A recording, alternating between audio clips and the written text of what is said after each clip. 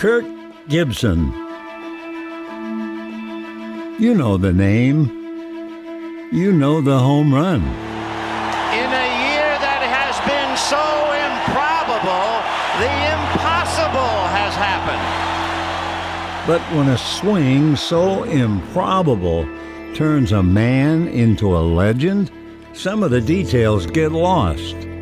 So instead of waxing poetic again about that impossible home run, pull up a chair and hear from his teammates how he changed them, how he motivated them, and how he turned them into champions. A legend of Dodger baseball, Kirk Gibson.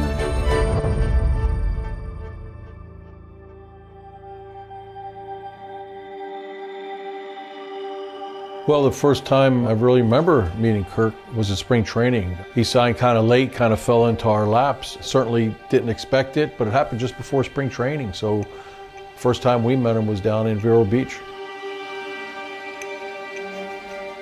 Well, the backdrop is that Fred Clare was really getting ripped on by the media for not making many moves to improve the team from 87 to 88. But then he made the trade for Alfredo Griffin, for Mike Davis, and the crowning blow was really the Gibson signing. It was second look free agency, and Gibby was out there for a few days, and then all of a sudden he was a Dodger, and it really injected a lot of energy in the whole roster. He called me just after he signed. He was back in Los Angeles. I think he was looking for a place to live, and he asked if I'd take him to a workout club. So I took him to Sports Club LA, and there was a basketball game going on, and we're about a month from going to spring training, and he says, let's put our name in, let's go and play basketball against these guys. You know, I thought we were signing a baseball player, but I think we signed one of the Detroit Piston bad boys. I mean, he just took over the game, and we played for about an hour because he just wouldn't lose.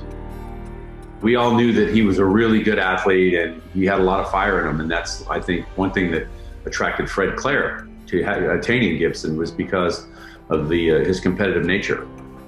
He just handled his business on the baseball field. I'm not here trying to make new friends. I'm here to play ball. And because of that, he became a big leader on our ball club. I think everybody saw through the league that, you know, that he was a gamer, and we knew that he was not going to sit there and just pout over a bad swing or something like that. You know, he would dig in and he'd be ready to play ball every pitch, every game. He played left field like an NFL linebacker. He played hard. He's kind of a leadership by example. He just goes out and plays hard, never takes a pitch off, and all of that was very, very important to our club.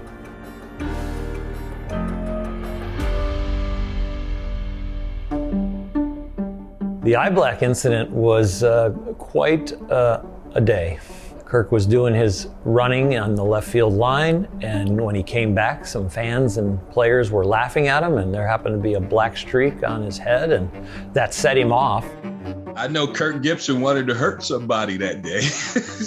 He wasn't a very happy camper, and even though they were playing a game or playing a joke on him, it wasn't very funny to him at the time. I was already gone, so I don't even know what happened after that. I came back that night to go have dinner, and I run into Mike Scioscia and his wife. Scioscia goes, "Hey, Jess, did you hear about Gibby?" And I go, "What happened?" He goes, "Gibby blew up, man. He went crazy." So I go, "Scioscia, I gotta tell you, I'm the one that put eye black on his forehead."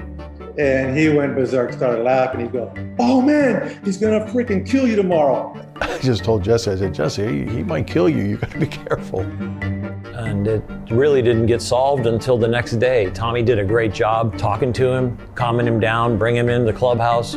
Kirk did a great job saying, I'm not going into that clubhouse with those guys unless they get to hear what's on my mind and what I felt and where are we headed as a team. And that was the beginning of his leadership. It was an eye-opener because we'd been only in spring training only a short period of time. So it was a big deal. I didn't think it was at the time, but it was a big deal. It was hilarious. Hey, we won the World Series somehow. With Gibby, he was pretty cool about it right after it all happened. He goes, "Hey, I'm ready to play ball," and that's all that mattered.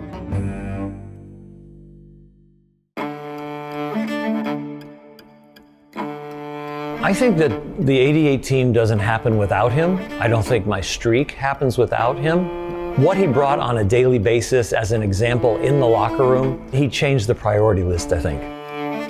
Kirk battled injuries during the season, just minor stuff, and in the playoffs too. But when he got hurt against the Mets, naturally, you're concerned. And to lose a guy like Kirk was huge. We knew it was huge. We knew when we went to the World Series and Gibby wasn't going to be there that obviously our heart and soul was out. But, it's kind of like pick it up and do your thing. It is ironic that the Dodgers, in waiting before the first ball to be thrown out, showed some highlights of the season, and the bulk of the highlights, the dramatic contributions of Kirk Gibson, who will not be in the starting lineup and was not introduced. He was back in the trainer's room getting some aid.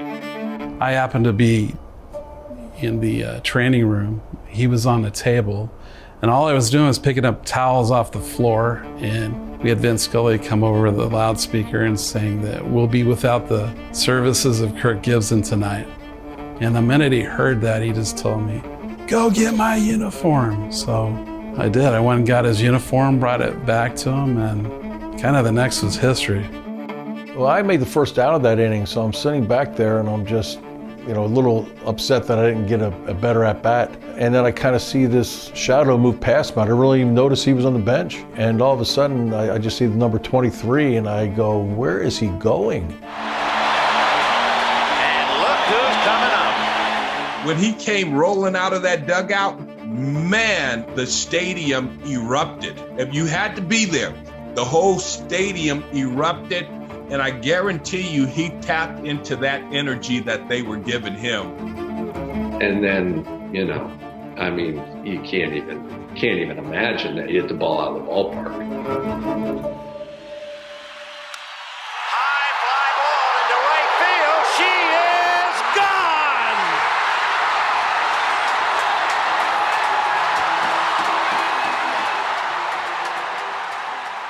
I think everyone remembers that home run. That home run is the most exciting baseball moment that I've ever been around. I think a lot of people can say the same.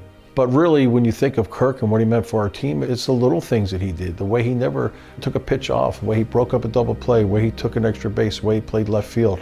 That was the impact of Kirk, along with the spectacular things that he did. The home run, off of Roger McDowell in New York to win Game 4, and then obviously the home run against Dennis Eckersley. In LA, there's a reputation that we're really good. We play for the Dodgers. We got the beautiful, clean white uniforms. He made it cool to get down and dirty. He made it cool to show that you were disappointed in what just happened. He'd come into the dugout and throw his helmet under the bench and have it rattle around. He'd go down in the tunnel and be swearing and hitting the wall with his bat and shatter his bat. He made it cool to be intense and not afraid to show your teammates and the fans how hard he was trying, and that gave everybody else permission to try that hard. What a team. We've been saying it all year, and if it wasn't for my teammates, I wouldn't even have got the opportunity to remember this moment.